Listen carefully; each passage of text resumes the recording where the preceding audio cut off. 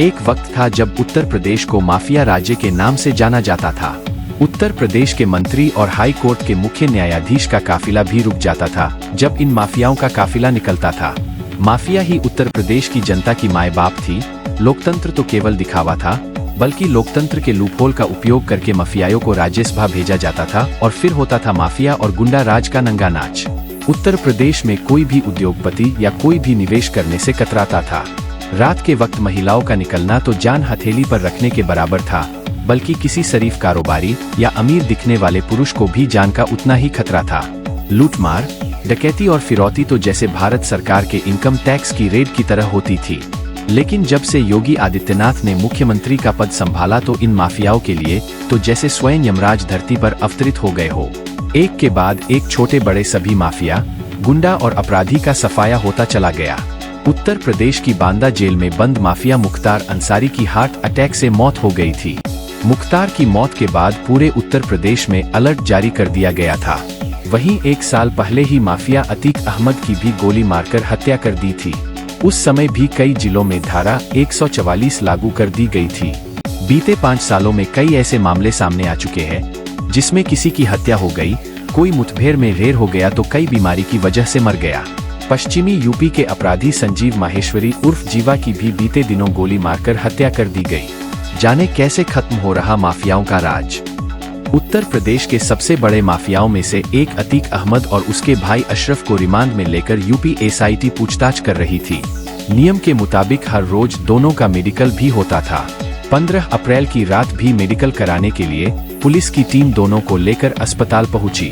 यहाँ पहले से मौजूद मीडिया कर्मियों ने उन्हें घेर लिया। अतीक और असर मीडिया के सवालों का जवाब दे रहे थे। इस बीच मीडियाकर्मी बनकर पहुंचे 3 हमलावरों ने दोनों पर ताबड़तोड़ हमला कर दिया। एक के बाद एक कई राउंड फायरिंग की और मौत के घाट उतार दिया। 3 जुलाई 2020 को कानपुर के बिकरू गांव में पुलिस की टीम कुख्यात बदमाश विकास दुबे को पकड़ने गई। इसी बीच विकास दुबे और उसके गुर्गों ने पुलिस टीम पर हमला कर दिया। इसमें 8 पुलिसकर्मी शहीद हो गए। विकास दुबे और उसके गुर्गे फरार हो गए। पुलिस ने विकास के 3 सहयोगियों का एक के बाद एक इनकाउंटर किया। इसके बाद विकास दुबे को 9 जुलाई 2020 को उज्जैन महाकाल से गिरफ्तार कर लिया गया। यूपी की पुलिस उसे वापस कानपुर ला रही थी। इस बीच गाड़ी पलट गई। पुलिस के मुताबिक विकास दुबे ने पुलिसकर्मी का बंदूक छीनकर भागने की कोशिश की। इसी बीच पुलिस ने उसका इनकाउंटर कर दिया। लखनऊ के सिविल कोर्ट में पश्चिमी यूपी के अपराधी संजीव माहेश्वरी उर्फ जीवा को गोली मारकर हत्या कर दी गई। इस घटना ने एक बार फिर से अतीक अहमद और उसके भाई अशरफ की हत्या की चर्चा छेड़ दी है। ऐसा नहीं है कि केवल इन्हीं तीनों बदमाश का ऐसा हश्र हुआ है। पिछले 5 साल में यूपी के अंदर ऐसे कई मामले सामने आ चुके हैं जिनमें कुख्यात अपराधियों की न्यायिक हिरासत में हत्या हो गई। आज हम ऐसे ही 5 कुख्यात अपराधियों की कहानी बताएंगे। मुन्ना बजरंगी के नाम से एक समय पूरा यूपी कांपता था, लेकिन इस माफिया का अंत भी उसी तरह हुआ। मुन्ना को 2018 में बागपत जेल के अंदर गोलियों से भून दिया गया था। मुन्ना का पूरा नाम प्रेम प्रकाश सिंह था।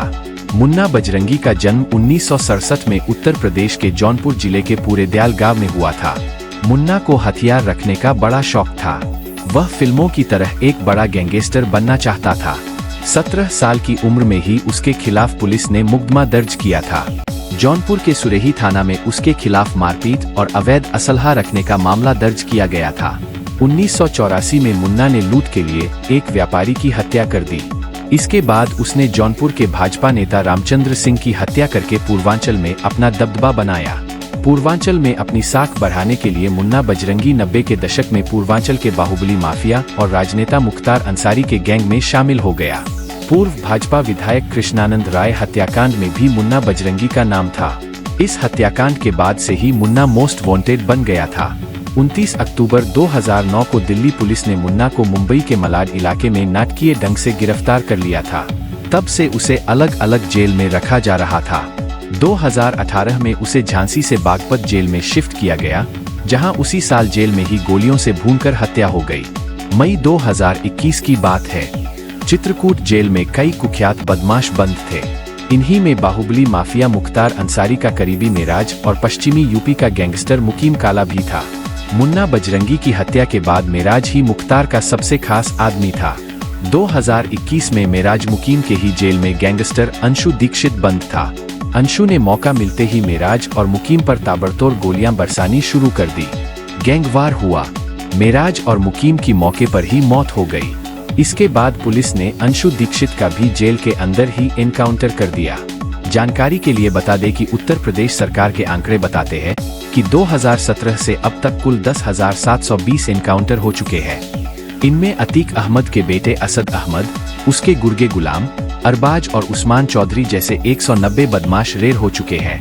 पिछले 6 साल की बात करें तो बीते वर्ष पुलिस और बदमाशों के बीच मुठभेड़ का आंकड़ा सबसे कम रहा है।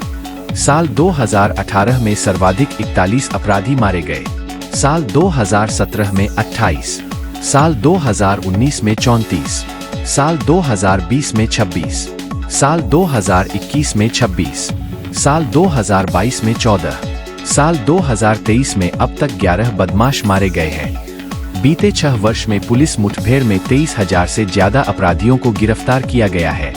एनकाउंटर के दौरान 12 पुलिसकर्मी शहीद और 1,400 घायल हुए हैं। इस खबर में आज इतना ही। इसी प्रकार की ताज़ा खबरें जानने के लिए हमारे चैनल को लाइक और सब्सक्राइब करना न भूलें। धन्यवाद।